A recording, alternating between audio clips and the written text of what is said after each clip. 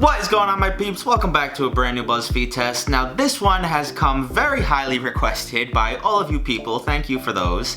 And it's not like I've been putting it off or ignoring it. I've just had it in the schedule, tried to get some structure in this hectic month. And we still got 3 weeks left, so it won't be over anytime soon. But today, we're gonna be trying out the caramel apple rose tart pie. What do you call this thing? I don't know. And let's be honest, all of us here have been around long enough to know that this little 3-second clip of them layering all the apples like this so perfectly ain't gonna be that quick. So let's timidly jump right into this one. Before we begin, quick shout outs to my beautiful grandma for letting me use her kitchen and get it all filthy and gross. Mine was just in shambles the other day, so thank you, I love you. But let us begin. Now, unlike in Tasty's video, I'm gonna make some homemade pie crust, and I'm gonna use the very same recipe from Katy Perry's cherry pie, because that thing came out amazing.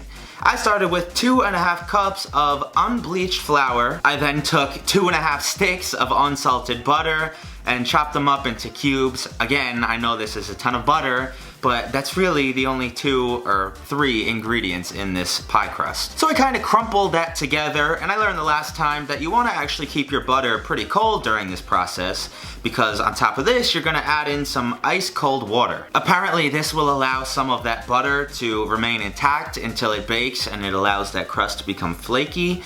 I don't know.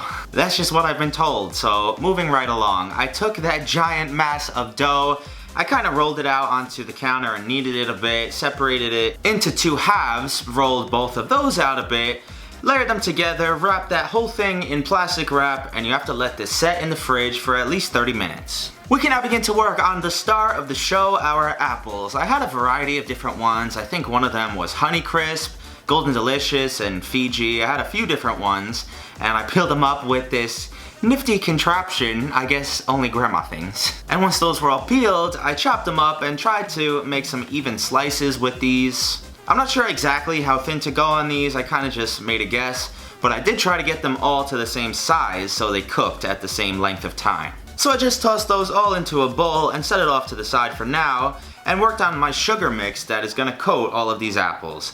A 1/2 cup of white sugar, a 1/2 cup of light brown sugar, a 1/4 teaspoon of cinnamon, and then a 1/4 teaspoon of nutmeg. Pretty simple stuff. Sprinkle that over top of all of your apples, give them a nice thorough toss, and you wanna let these sit and sweat out those juices for, again, another 30 minutes. Now while I let those apples rest, I grabbed my dough back out of the fridge and gave it a few minutes at room temperature so it's a little bit easier to work with, and then started to roll it out nice and thin. Tried to very carefully roll it off of the counter and then flip it onto my cast iron. Sorry if you couldn't see that, it was a little bit difficult maneuvering here. Unfortunately, clearly I cut off too much of the dough, so I had to cut and roll a whole new piece and stick it in that empty space there. And once I kind of mashed the two together, it looked like this might work. So I then just took a fork and stuck a bunch of holes in the bottom of this. I still, to this day, don't know what this is for, so if you know, let me know in the comments. But now we can begin to shovel out our apples out of that juice. You can see how much liquid came out of these things. And slowly, one by one, throw in our apple slices into this massive cast iron skillet. Now you can see what I was talking about. This is gonna take me all day. And side note, I had to skin and slice up 2 additional apples for this, so I think I used 7 in total. So once I filled up the entire pie crust with our apples, you wanna cover it with some tin foil, throw it into your oven for 30 minutes at 375. Then you want to take your foil off and leave it in at the same temperature for another 10 minutes. And while that's finishing up on our stovetop, you want to dump in your juice from your apples, let that reduce by about half, and then add in a 1/4 cup of heavy cream.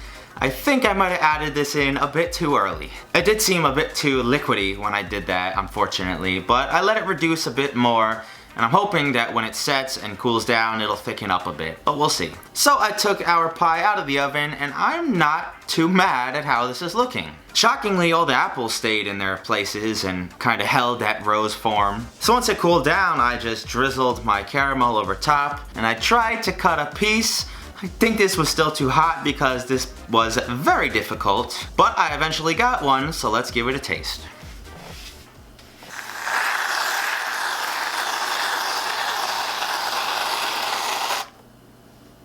That's good. Now this is actually a whole new piece that I just cut from the one I just showed you on camera. That's why it's still intact so well. The apples actually seem really well cooked, which is crucial in a proper apple pie. Cheers, boys and girls, in celebration of the fall.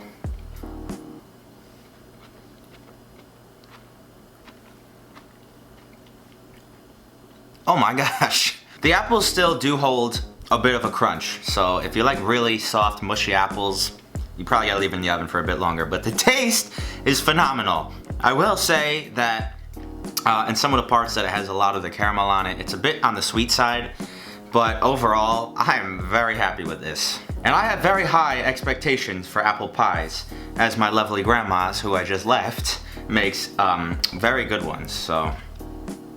Highly recommend this if any of you guys just went apple picking and you gotta find something to do with them. I'm giving this a very solid 9 out of 10.